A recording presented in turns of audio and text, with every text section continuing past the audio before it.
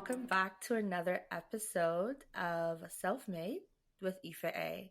I am back yet again with another special guest. Why don't you introduce yourself for the people that don't know you? Sure. Pleasure to be here. So excited to share this virtual space with you. My name is Gwenna Kadima. My pronouns are she and her. And I run my own business as a BIPOC career activator and diversity, equity, and inclusion consultant based in Toronto, Canada. Amazing. And fun fact, guys, Gwenna was actually a colleague, a previous colleague of mine. And literally like I want to say my first friend, big sister, whatever you want to call it. And when I thought of this podcast, I knew I had to have you on, not like just before you even left, but just to tell your story. And I'm not gonna like take over and everything, but yeah. So Gwenna, you mentioned that you're a BIPOC career activator as well as like a diversity, equity, and inclusion consultant, aka DEI. Do you want to kind of talk to us about how you got into BIPOC career activator? I know that was the first part of your business, and then we'll touch on the other part later on. Yeah, absolutely. And thank you for dropping the acronym because I refuse to say the full phrase diversity, equity, and Yeah. inclusion. Again, it is such a mouthful. But yeah, so my work as a BIPOC career activator, I started that about 2 years ago.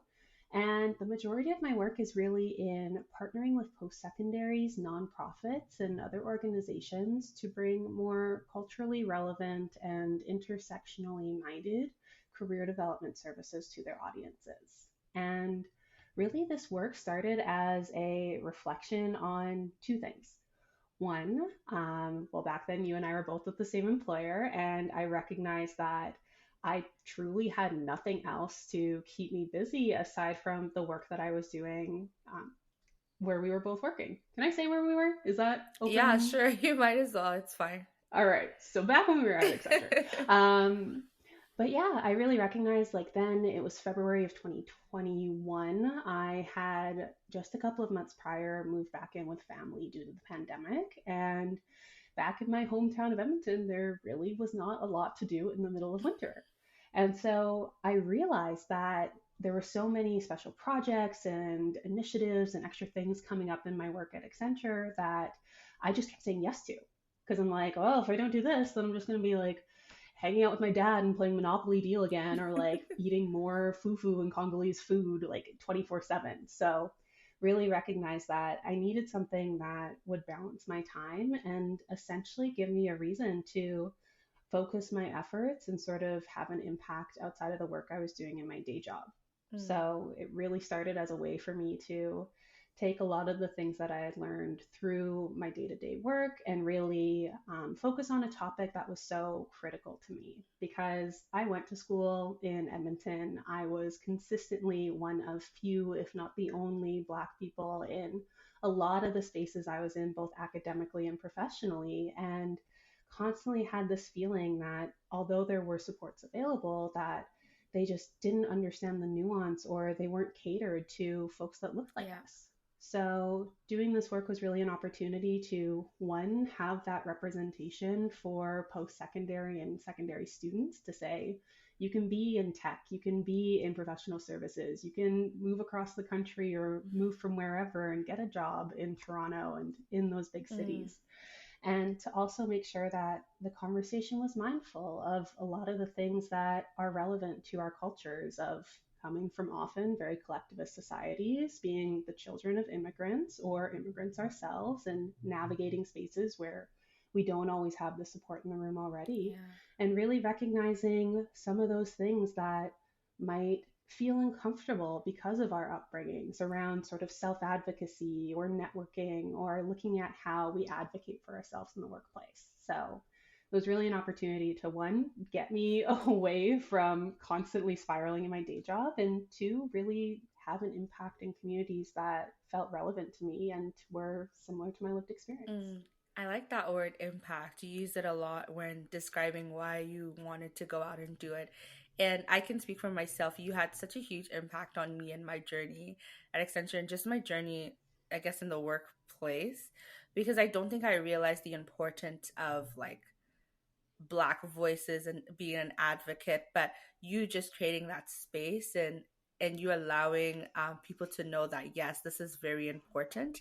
I think it allows people to kind of reach out and be like, yeah, this is a service we actually kind of need, you know, and it drives that importance up, and people like our color or people of color, people black or people of color can see us and be like, you know what, if Gwenna or Ife can do it, then so can I. So I definitely love that aspect of your story. Um, okay, so I was thinking, you talked about where you worked as a consultant, which is Accenture, and now you're self-employed, you have your own business. Talk to me about that, the differences between both of them. Um, why did you decide? Because you said you didn't want to spiral in your day job. That's why you kind of started being a BIPOC career activator. What made you decide to kind of take that on full time as a DEI consultant? And as well, like, what are the differences that you saw in both working for a Fortune 500? Because it's no small joke, right? Versus working by yourself. Yeah, absolutely. So it's funny because the work that I started as a BIPOC career activator, Mm-hmm. truly, like this was just supposed to be a side hustle to keep me busy, like every once in a while and keep me from getting bored in the pandemic. And so what I wasn't anticipating was the amount of need that there were for services like what I was offering. And even just something as simple as bringing together all of the BIPOC or Black students at the time virtually into a single space to talk about their professional futures and their aspirations and the challenges or some of the things that have been going well for them at that time, really recognizing how powerful that was, it honestly snowballed a lot faster than I expected it to. Mm. And what tended to happen was, in addition to sort of the BIPOC career activator work, was that I was getting a lot of requests from clients who, of course, knew what my day job was, and that Mm-hmm. within Accenture, I was a part of our consulting group that focuses on employee experience and talent strategies, and of course, diversity, equity, and inclusion. Said it, dang it, DEI. But really, in that space, they were starting to ask me about if I'd be able to offer services for them through my independent practice and if I do Mm. consulting gigs on the side.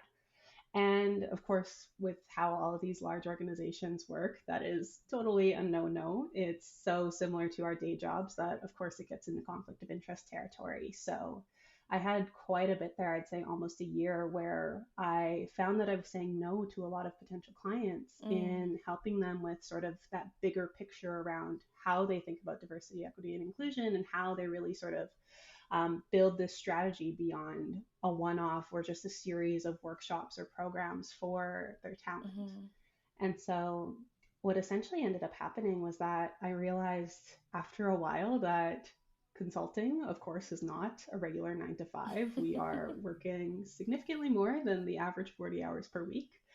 But I really hit a point where I realized that okay, this is becoming a lot. And the work that I was doing on the side, even just as a BIPOC career activator, felt quite self sustaining.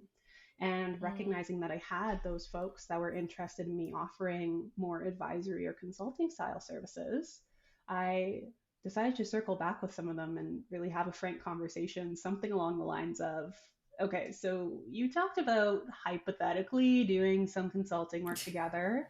How serious were you about that? Mm. Because I am like a couple degrees of separation from quitting my job. If this is a thing, let's roll with it. And the uptake was much more than I expected. And I was really happy to recognize that these folks were essentially saying, Gwenna, like, no, we're being completely serious. Like, we will do this. Mm. So, lined up what ended up being a consistent client for me now and had the work essentially start about honestly the next business day, if I'm being honest, after I Wow. left Accenture and really taking the advice of a mentor who said, don't leave until you have the next thing lined up. Mm-hmm. I felt confident with this first piece that I'd be able to sort of build from there, and that would give me enough runway to really take this full time and make it into something.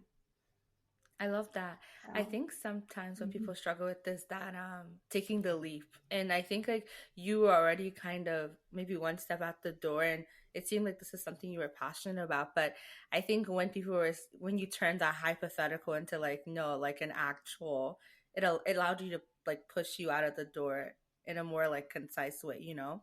But I was gonna say, Mhm. did you ever have that imposter syndrome of what if, like, you know, like maybe potentially going back? And I know it's still very new, but just like I know I had imposter syndrome just starting at Accenture, so I can't imagine like you like with your like a brand new, this is your baby, you know.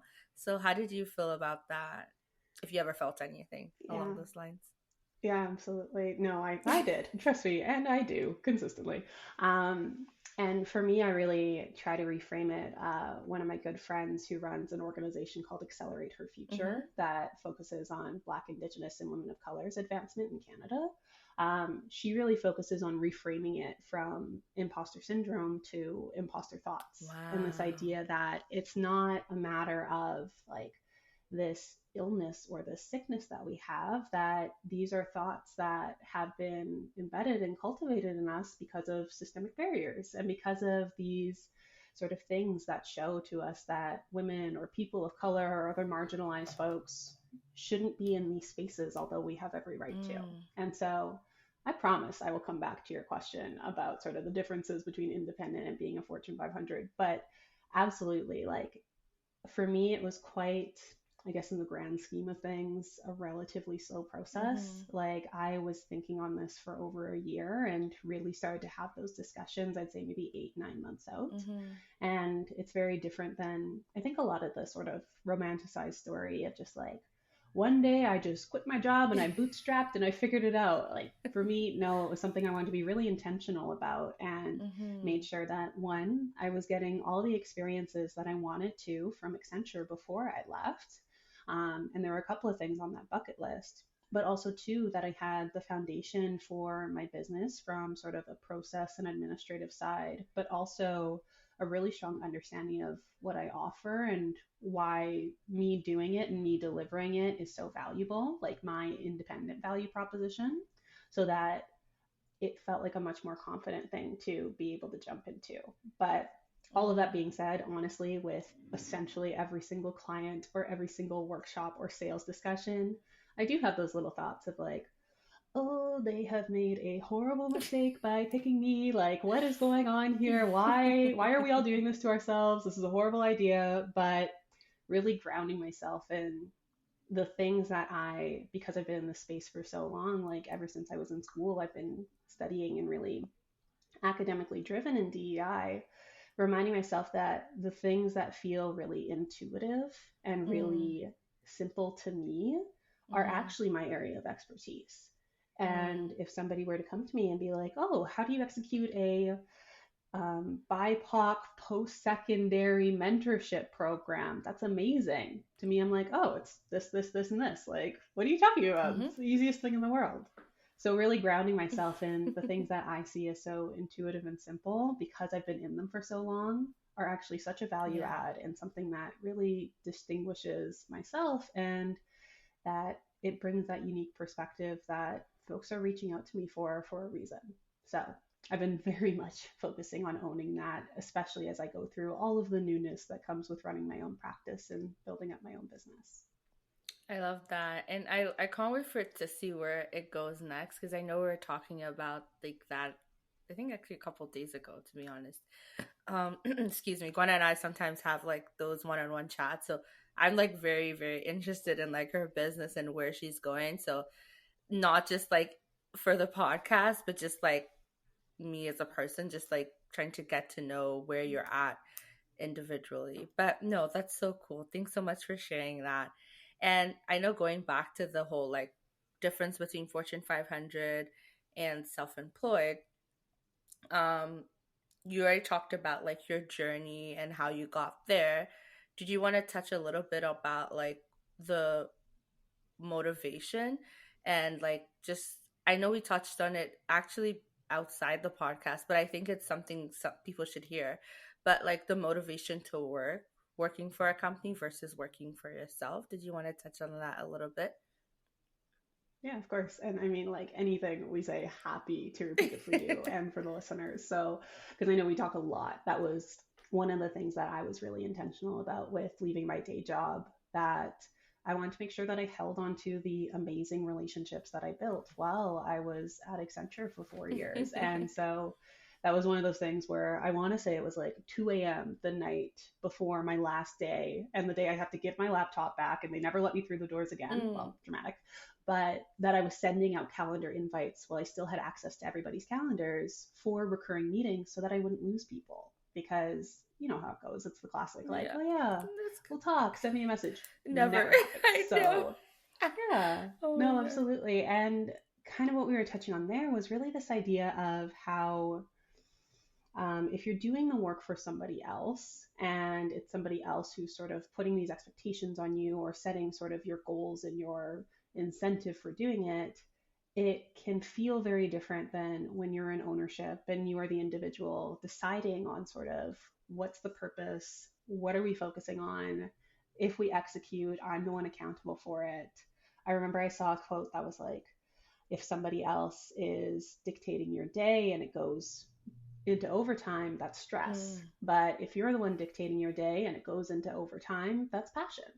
And so, this idea of because there is so much more focus to what I'm doing, I went mm-hmm. from literally, if they wanted to, 700,000 plus employees at Accenture being able to reach out to me at any point through a ping or a DM to really just being able to focus on my work and what I wanted to execute and what I wanted to grow. And so, although I'd say the hours that I work are quite similar, just in terms of the amount of time I spend in my business Mm-hmm. and the amount of time I spend thinking about my work, very similar to sort of what it was working prior, but it just feels very different. And there are things that I have a lot more of a motivation or drive to actually deliver on and build because it's so aligned to my values, even the administrative parts, right? Like I know Mm-hmm. exactly what it's going towards and I'm invested in what the outcome will be. So, yeah, still working a lot, but it feels a lot different and it's a nice change.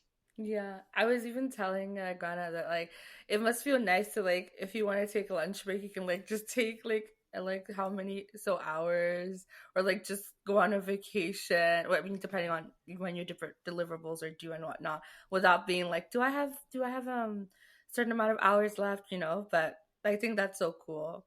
Um, Yeah.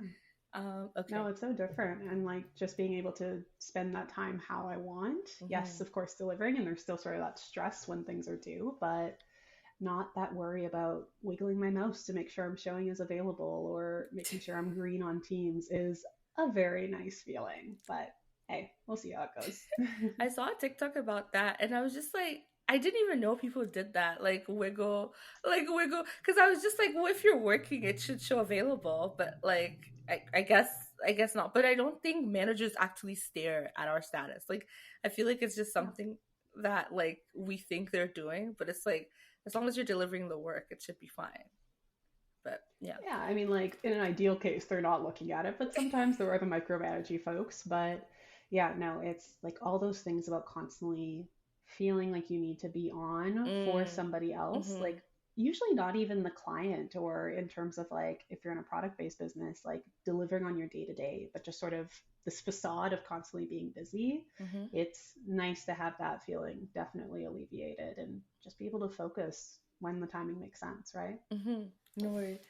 I just a quick second. My I didn't realize my laptop was not charging, so I'm going to quickly plug it in, and you can call this an intermission. One sec. Okay. Oh boy. Could you imagine if it just died and I was just like, oh, goodbye. That was No, all. this is good. We're hydrating, we're charging, literally, we're good. Okay, it's all good. Okay, awesome. So we've heard about your journey. We've heard about like why you decided to branch out, as well as just everything you talked about in terms of imposter syndrome and being motivated to work. Because I think that's something that I really took away from our conversation that we had in our one on one. So I really wanted to bring that to the listeners. Another thing I want to talk about is expectations. Did you have any expectations going in when you started working for Accenture? And did you have any expectations as well starting your business? Because I know those two could be very similar but somewhat different. Did you want to touch on that a little bit? Yeah, and I in terms of expectations, like where specifically? Because I mean, there were so many thoughts that went in my head prior to starting both of these things, but let me know. Happy to focus on a certain area if it makes more sense. Yeah, so it could be just in general, because, like, for example, for me personally, starting at Accenture, I was just like, oh, my expectation would be like, oh my gosh, I'm going to meet so many people, make so many friends, mentors, etc., etc., get certified in X, Y, and Z. Um, those are just like some examples. I know like for TNO it might be a little bit different, but yeah, something along those lines. It could be super general too. Yeah, I think so TNO being the talent and Yeah, talent. organization Sorry, consulting practice that I was a part of. I feel Yeah. like it has they have a lot of acronyms, and I'm so used to just saying it. I'm like, right, I need to like spell it Yeah. out. But yeah, talent and Yeah, the organization. rest of the world. Yeah. No, definitely not expecting the number of acronyms and like the group think that we all kind of fall Hmm. into of like, this is how you spend your day. This is how you end up like, this is how you speak to people. Like, I now realize that things like agile and blue sky thinking and like all of these different sort of turns of phrase and all these things that we say as consultants are so like deeply ingrained in the way that I communicate with people. Sometimes I'm like, why did I just tell my like 7-year-old nephew that she needs to be more agile in her thinking? What is going on here? Oh my But gosh. no, for me, I think so. One of the expectations that I had in starting with Accenture, which was also, like, for context, really soon after I'd moved to Toronto because I graduated in spring and then ended up moving to Toronto basically as soon as my lease was done. This was back in 2018. And Hmm. so I came September 2018 and started at Accenture in February 2019. And I was an off cycle hire where I didn't go through the traditional okay, start of your final year of school, you're interviewing in September, you find out your outcomes by October, November for a job that starts anywhere from 5 to potentially 11 months later, Mm. depending on what you choose for your start date. So this was all really wrapped up in my understanding of what moving to Toronto would be and frankly what working in a more diverse and a bigger city would look like. Mm. So I remember I had this expectation that like diversity, equity, and inclusion would end up just being super intuitive because coming from the prairies, a space that is very conservative leaning in a lot of ways, there's a very different sort of mentality and approach for a lot of the folks and sort of normalized ideas about inclusion and what diversity means versus Mm. Toronto. Hmm. I really kind of saw moving to Ontario and being in what was then the most diverse city in the world as a moment where it's like, oh, I'm never going to have to deal with racism again. Like working in Mm. Toronto, working at a company like Accenture, which is like leads in this space and is very much shifting. Like I truly thought that those wouldn't be barriers for folks that look like us anymore. And so, again, like Accenture is really leading in this space. So I know relative to a lot of peers, I had it quite easy, but there are still those challenges and those Hmm. microaggressions. And sort of, unfortunately, there's more blatant moments that we hear of with our peers or sometimes we personally experience. So for me, I was really expecting to kind of have it easy and for all of the things that have really shaped my time on campus and growing up in a very white space to no longer be a thing. But although they were better, they looked very different.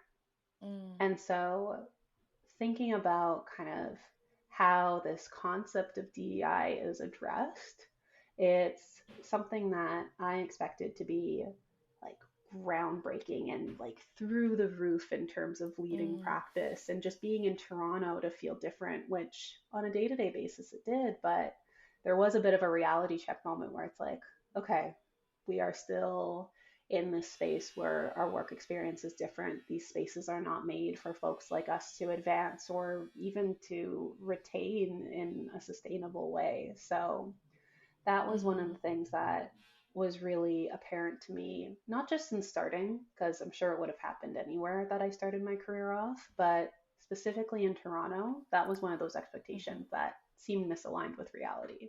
But hey, now we're working on it from the other side, right? Mm-hmm. And I like that you put it that way. So basically, did you and your expectations as a self-employed, was it the reverse then? Were you kind of trying to combat the expectation you had coming in to Toronto in DEI? Because I was like, I'm trying to remember what that was: diversity, equity, and inclusion. Was it kind of the reverse then? Were you expecting yourself to kind of fix that, or? Yeah, for me, it was so I'm in this work to be able to make change in Mm-hmm. a lot of these spaces. And so, even in the few months that I've been at this independent, though I've seen it for a while now as a BIPOC career activator, that there are all of these varying degrees of maturity when it comes to this work. Mm-hmm. Like, you still have the organizations who are like, I don't understand why this work is needed. I don't understand, like, why do we care about this topic? What's going on? All the way to Gwenna, we are in year 15 of having committed strategies and initiatives related to DEI. We have Mm, all of the employee resource groups. We have reviewed all of our processes. We want to take it to the next level. What does that look like? And so I think in terms of that original expectation, it's realizing that, of course, due to 2020 and what happened with the murder of George Floyd and truly just horrific event after event for every single marginalized community happening that kind of caused mm, this wake up, mm, that really this work has so many more dimensions to it than I realized. And it's yeah. not just so simple of kind of coming to a city that, even though it's diverse, that everything's going to be already fixed. And just by virtue of there being diverse faces and diverse lived experiences all together, that everyone will feel included and that there will be an equitable outcome. So I think really my understanding of what to expect in this work has shifted, but I'd say that's more so a matter of sort of time and working in the space and understanding it more so than just being a fresh grad who really didn't understand the complexities of why these systems are this Mm, way and really the work that has to be done to shift these massive institutions and doing this work and becoming more inclusive. mm. And I'm glad you touched a little bit about like the murder of George Floyd that happened in 2020, which leads me to my next point of the importance of creating a space for Black people and people of color, and to tie that into what you did, which was starting pretty much like our first Black ERG. Oh, sorry, I'm using acronyms again. Employee Resource Group at Accenture Canada. I wanted to hear your take because again, you talked about uh, going to Toronto. You thinking, okay, because there are a lot of cultures, a lot of diversity. You thinking you're never going to experience racism, but again, with what happened in 2020, why was that so important for you to start? Uh, which is bold, back the back ERG. Why was it important for you to start that? You were one of the co-founders, which I think is just so. When I say impact, Gwenna had made such a huge impact at Accenture. Just wanted to put that plug there. But why was that so important for you to start that space, that community at Accenture? Yeah, absolutely. And thank you. I mean, I am so glad that we started Bolt before things really hit the fan in 2020 Mm-hmm. because I know that a lot of organizations kind of woke up to this idea of, whoa, anti Black racism and whoa, like racism in general, everyism in 2020. And so, in us starting Bold, really understanding like that although Accenture had their African American ERG in the US since mid 1990s, it's been around for a while, that Wow. there wasn't a space that really reflected the nuances of the Black experience in Canada. Mhm. Our demographics are very different. I have to check the updated 2021 census data that was just released, but with 2016, it's 4.5% of the population in Canada identified as Black, Mhm. whereas in the US, the number is closer to 15%. Mhm. And so, even just from a total, like, absolute population perspective, and even relatively speaking, you see a lot less Black people around you. And for us, there is such a diaspora represented of a lot of our population are first, second, third gen versus we know the history of slavery in the US. Of course, there have been sort of those long time settler families that have been here in Canada, the Mhm. Black families for centuries now. But really, when you see our makeup as a population, there isn't that same sort of unifying, like, African American, which I know is even outdated language now, community and sort of similar shared experience between the Black communities there. And so for us, really recognizing that there was this need for understanding the unique experiences for us this side of the border, we really wanted to make sure that it was done in a way that reflected our specific needs Mhm. and went beyond just being a space for sort of commiserating and having community and at least knowing who the other Black employees Yeah. are. Like, BOLD is an acronym. It stands for Black Outreach, Learning, and Development. And so, really recognizing that our community and what we wanted for that employee resource group was to be more than just a safe space to gather. Of course, that's the foundation, but making sure that we're focusing on not only the recruitment, but also the retention and the advancement of Black talent within Accenture Canada, and also realizing that our organization having such a focus on corporate citizenship and like environmental, social, and governance, like ESG, and really those big sort of factors about the responsibility of an organization Mhm. beyond just their bottom line, that there's a lot that we could do to impact communities around us. And so I remember being so happy that in the summer of 2020 that we already had BOLD and that employees knew where to go and our leaders knew how to access Black talent and hear our perspective and make sure that we were represented in the many decisions and sort of the plans and programs that came as a result of what happened that summer. So really having that space during such a difficult time, having it already established Mhm. was so, so amazing. But also really recognizing that things completely accelerated Mhm. after that too. Like, we grew pretty fast as an employee resource group back in 2019 when it was formed. But after the summer of 2020, we're just across the organization, constantly speaking, constantly increasing our members. Allies wanted to be involved. They wanted to understand what they could do in support of our communities. We were creating resource lists. We were getting involved in external events, internal speaking engagements, working with clients as well. Like, there was so much work that accelerated. And I'll say it Mhm. again, I'm just so glad that we had that foundation, we had that community, and we had that structure already set in place, because my heart totally goes out to those organizations where Black employees were, one, going through what was such a difficult time to just be Black and be in corporate spaces, but two, not even know who that community could be around them and start to build that from scratch. Yeah. I again another word that you used a lot was community, and I think that's something that is just so important to myself included as well. Because when I first joined, I think like I was just like, I think I was the only. I was just like, I want to meet like Black people. I want to meet Nigerian people. Like I was like, yeah, I just want to meet people. And then I was directed to you, and that was like the best. I'm very happy I voiced that out. You know what I mean? But just that sense of community, because it's just it is hard out here, like you saying, like just because you see diverse cultures does not mean racism is not prevalent. But I also think what happened in 2020 was sort of a wake-up call, because like everyone else saw it as, oh my gosh, this is happening, but it's like we've been experiencing that for so many years. So I love how that you created that community, but also not just for Black people but for allies, because like you said, learning and development, people were able to learn about microaggressions, about the importance of just speaking up and not just being a bystander. Those are just little things that Gwenna Kadima and the Bold ERG did. So I just want to say thank you for that. In addition to that, you talked about Black talent. You also started a student mentorship program, which, again, guys, this is such a cool person right here.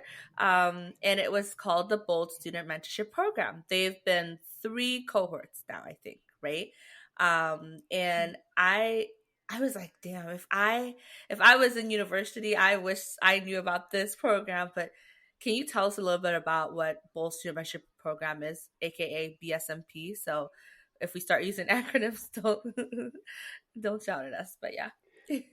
Oh my gosh, asking me to talk about like my favorite thing that I've literally done in my entire career. Mhm. Absolutely. So, the Bold Student Mentorship Program is a program that we started, again, catalyzed by the murder of George Floyd and so many other Black individuals that sort of became common awareness. Because, to your point, so much of this was about the reality check that all of these things that happen to our communities, all of the trauma and all of the pain and all of our resilience through all of the terrible things that are going on and the Mm, barriers we face, it was so far removed from consciousness for non Black folks. yeah. Like, I will answer your question, but this is just a whole thing. In No. that I felt so deeply frustrated by the number of non Black folks who came up to me and would constantly say, I had no idea this was happening.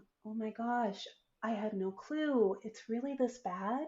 And all of these moments where it's like, my communities have been going through trauma for so long now, and you Mm, didn't even know it was happening. Like, this was so far removed from your day-to-day experience that we have these groups over here that are constantly going through this hardship and having to overcome and often overcoming and like being able to reach these spaces still somehow. Yet there's another group, the more privileged side of whatever dimension of diversity you want to talk about, that for the most part is completely oblivious. And so what ended up happening with the student mentorship program is that myself and a colleague, we were 2 folks on the executive team for Bold. He was the chapter lead for our Calgary chapter of Bold. And we really recognized that because of sort of this gap in terms of understanding between folks within the Black community and folks outside of it who were just frankly trying to be good allies, that a lot of the workplace efforts were going towards engaging and supporting allies in their learning journeys. mm, Because also, again, back to that earlier point of less than 5% of the population identifying as Black, and knowing that us being in spaces like professional services or in tech that already have so many barriers for marginalized communities, that if you're thinking about a comprehensive diversity, equity, and inclusion strategy, that inevitably a lot of your work is around educating allies, and the vast majority of it is just bringing everybody up to speed. And so, what often ends up getting lost is focusing on the programming and the initiatives that actually benefit the marginalized communities that should be at the heart of it. mm-hmm. And it's just this great irony that so much of this work that is supposed to be around supporting and equipping and lifting up these marginalized groups is often focused on the already privileged folks and helping them in their work. So, allyship is exceptionally important. I don't want to discredit that by any means, but myself and my peer who were starting this together, we really recognize that there is totally a gap and there is work that needs to be done in supporting marginalized communities. We Mm-hmm. started with BIPOC in at those earlier stages and understanding how they can even access these professional spaces, because he and I both went to the University of Alberta together. So, again, back to what I mentioned, few in a very big school, that Mm, there are just so many things that we didn't know about the rigid recruitment process, the importance, again, of networks and communities and really putting yourself out there and preparing often years in advance to have the right resume. We really wanted to see what we could do about helping current students with really even just the awareness of what's needed to be in these spaces, or taking a step back, even knowing that career paths like consulting and technology and being in business even exist. So started the Bold Student Mentorship Program. You're right, cohort 3 just ended. I love how you talk about it in some abstract way, like you're not going to be leading the program going forward. For context, everybody, with my exit from Accenture and two of our other co-leads stepping down due to our involvement since day one, we've passed the baton. And so Ife is going to be one of the co-leads for the fourth iteration of the program. Woo But woo. I'll pause so you can react. Yeah. I But feel no, like this it's better when it comes for someone be Mhm. like, oh, by the way, I'm the, that no, it's okay. Like, Yeah, I was like, she's not going to say it. Okay. Um, but no, this program is really a cohort based program that pairs BIPOC and for iterations 1 and 2, now going forward, Black students, with Accenture employees in 3-month cohorts where they have one on one meetings with their Accenture mentors. And in addition, they have the opportunity to build community with their current mentees in their cohort, plus the now over 140 students who have completed the program and are now a part of our alumni community, and also participate in what we would consider a pretty holistic and comprehensive professional development curriculum, mm, where we're looking at, of course, the professional skills and what's needed there, but also more often overlooked topics like mental health and well-being, and also thinking about financial literacy and wealth building. So, like I mentioned, 145 students have gone through the program so far. Accenture is well on its way to really continuing to build this and boost it up as something that is really a marquee program that we offer.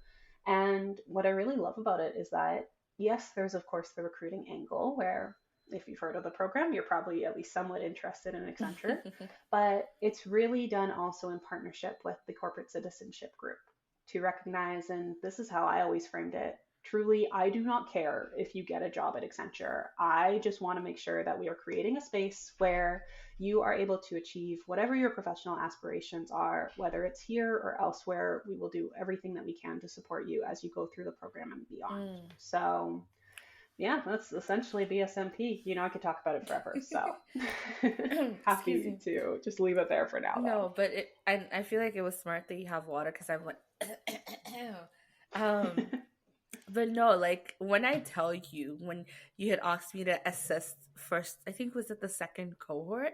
I was like, yeah, sure, and I literally fell in love, and I was like, this is what I want to do, and assisting with the third cohort, but like in a much bigger way.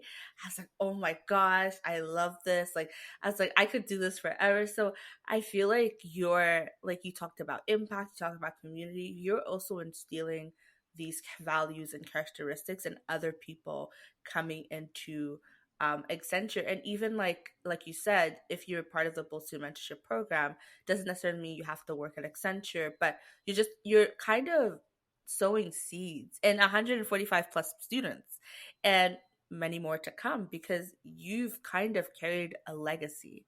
Like, yes, Gwenna Kadima is no longer at Accenture, but you've left a legacy. Like, how does that feel to you? I was just like kind of thinking about it. Like, your name would be talked about for years to come. As long as I'm there, your name's going to be talked about for years to come. So, how does that make you feel? Like, and does that kind of put like pressure on your name? Because your brand is Gwenna Kadima. So if I'm like, oh yeah, Gwenna Kadima, they'll be like, let me search that up, and then they'll see your website, Gwenna Kadima. Like, how does that make you feel? Yeah, so I always half the time don't even know how to react because any conversation with you is just so supportive and so complimentary. So Oh, thank you. thanks. But I think so. What I recognized in leaving was that truly the part that I felt the most reservations about was recognizing the number of Black folks and allies who had called out really what not just the programming, but I recognized also just my presence in the organization as a Black employee who was confident and very bold in their Blackness, but also able to deliver and execute in their day to day work as a high performer was for the organization and for employees' perceptions of what their careers could be. Mm, Because I had a lot of people from various levels say things like, I joined Accenture because I knew BOLD was there. I joined because I was in BSMP and I just wanted to be in this space and be a part of it. Or similar to you, like when there was a period where, for context, I was sort of bullying HR to give me the lists of new joiners so that I could scour through. And this was before there was self identification data about who was Black. And frankly, they wouldn't have given it to me anyway. But literally scouring through the list of all of the new hires, just names on a spreadsheet. And because it's Accenture, there were dozens every week to try and find Black people so that I could reach out to them and have what sometimes ended up being a little awkward of being like, hey, I'm Black. I see that you are Black too. Would you like to chat? Welcome to this company. And people being like, are you in HR? And I'm like, no. Hello. So, yeah, just realizing that the part that I had the most reservations about was really ensuring that the folks who felt safer or felt supported because I was there still had that support and still had that community, whether or not I was in the room. Mm. And so that's also part of why, again, 2 a.m. the night before I'm leaving, I'm like, I'm going to reach out to as many Black people as I can, and they're not allowed to leave, and they need to know I'm present all the time. And you heard me with the BSMP mentees being that like old weird sister who's like, yeah, reach out to me whenever we can chat. We'd love to chat to a bunch of like Gen Zers who are like, who's this woman? Get out of my face. But no, it is something that is really important and something that is so critical to me. And I think part of it is because it always felt like a gap when I was growing Mm. up and when I was going Mhm. through school. And when I started to have that sense of community, when we started BOLD and finding all the Black people who just appeared when we started to really publicize the group, how Mhm. that truly impacted my understanding of what it meant to have community and what I could achieve professionally because I knew that there was support around me. So, yeah, you nailed it. That is another huge theme for me. And literally, like, I will say this in every platform, if you are a Black person or if you are marginalized in any way and you see some sort of commonality with me or some sort of shared experience, oh my gosh, I will make all the time in the world for you. So, yes, it's the biggest thing for me to make sure there is that support.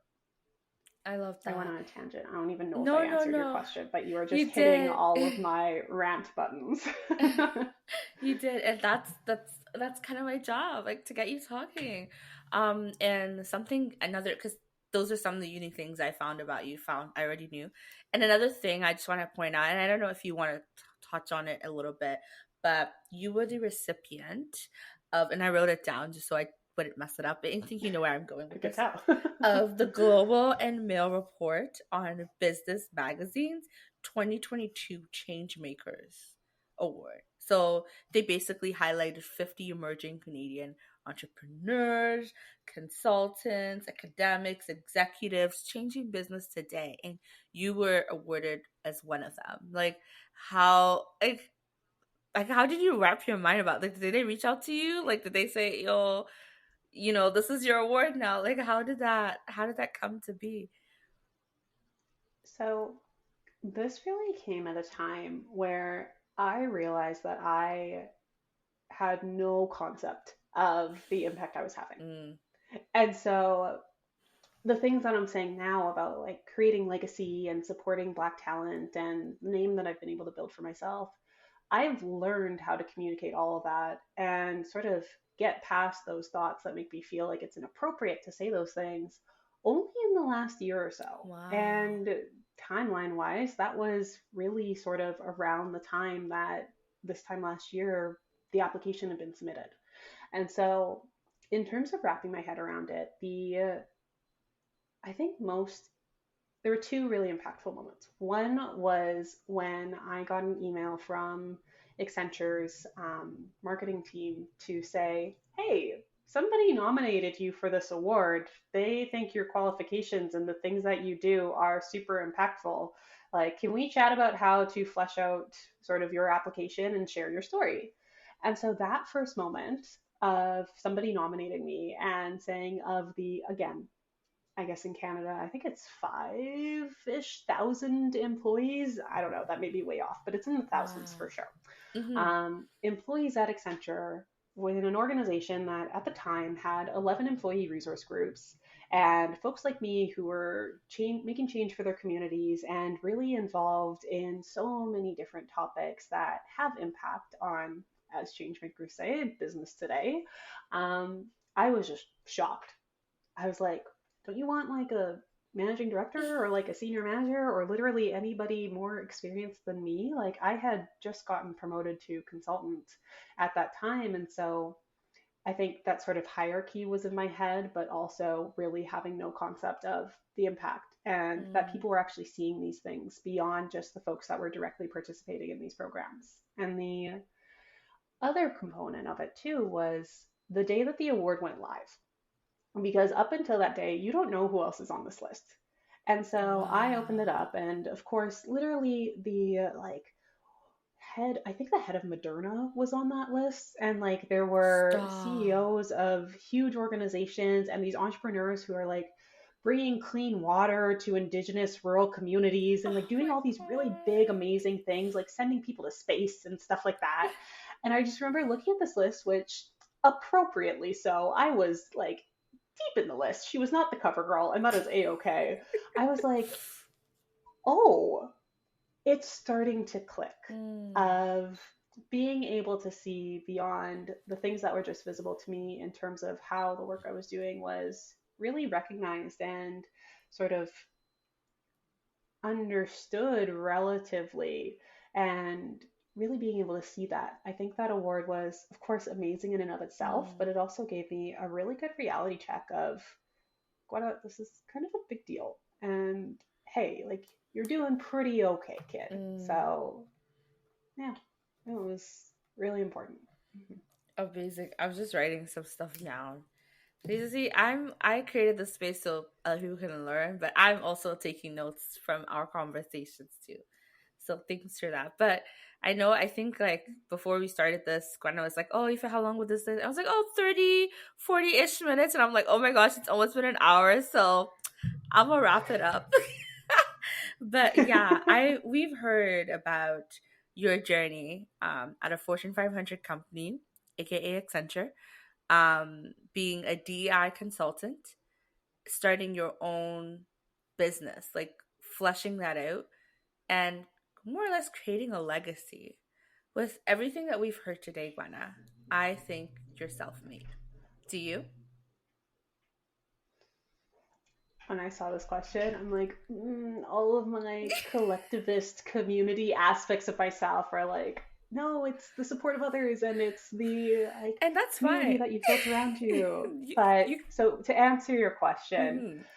in a deeply uncomfortable way, yes, I am self-made. Imposter thoughts here. It's happening again live for you. But no, I truly do. And I think a big part of it, again, is the mentorship and the support and the folks that, even from very early stages of my professional career, Mm, committed the time to me and gave me the space to really explore and push myself and have that uncomfortable but necessary growth, and also set me straight in the moments where I was just acting out and had no concept of how to do this work. And I had a period where I was super reckless professionally, and that could be another episode in and of itself. But as I was really learning how to do this space in a or do this work in a corporate environment, I mm-hmm. had those really great folks around me who were candid and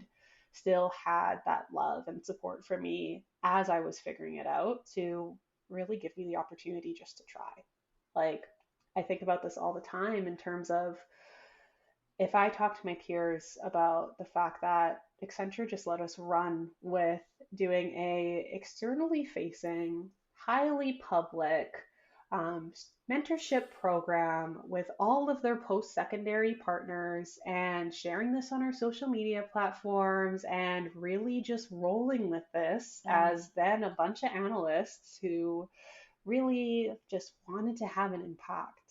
The fact that they let us do that, and they were just like, yeah, sure, put our reputation on the line, whatever. But the trust that they had in us and mm, the support that they gave and how it snowballed after that to, know how much support this program has, yeah. is really just so remarkable. So I will say self made with the caveat of the many remarkable people and institutions that gave me the space to figure it out. I love that. Thank you so much for your time. And one last thing, I know I was gonna say almost at time. That's the consultant in me trying to say that.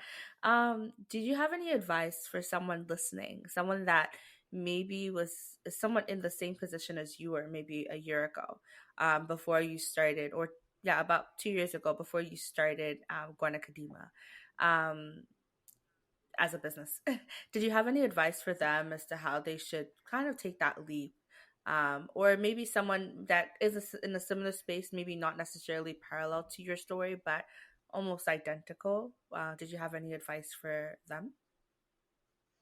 Yeah. So I think one of the things that really allowed me to make the transition to entrepreneurship was recognizing that I needed to make some changes and add to my network around me. Mm, Because as I was sort of forming this idea, I recognized that because I moved to Toronto and then a couple of months later started at Accenture, a lot of my network was folks that were at Accenture that were working as employees for an organization and not as entrepreneurs.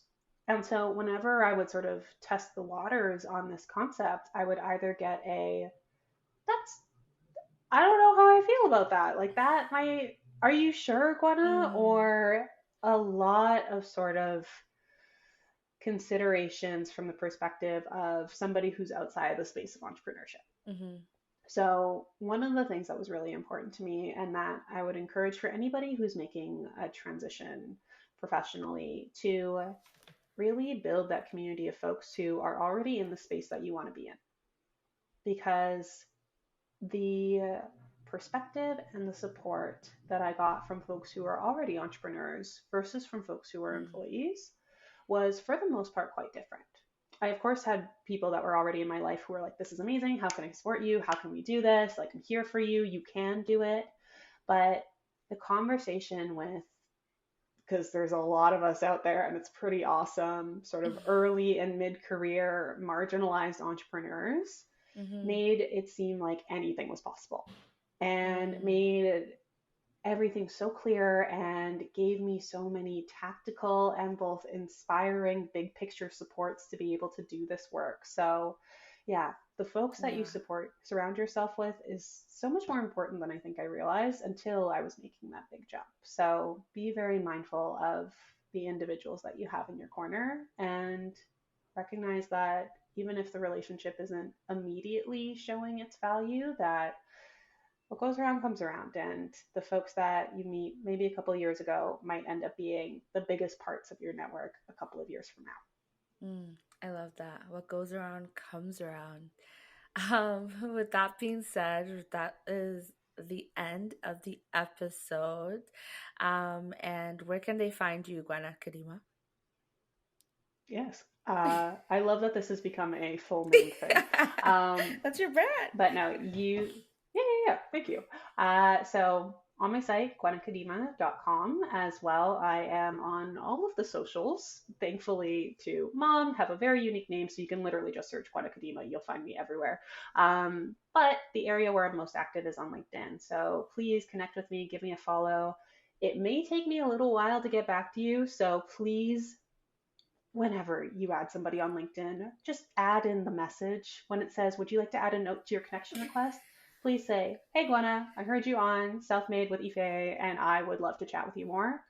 That will help me so much. But no, just look for Gwenna Kadima. You'll find me. Amazing, amazing. Thank you so much for stopping by virtually.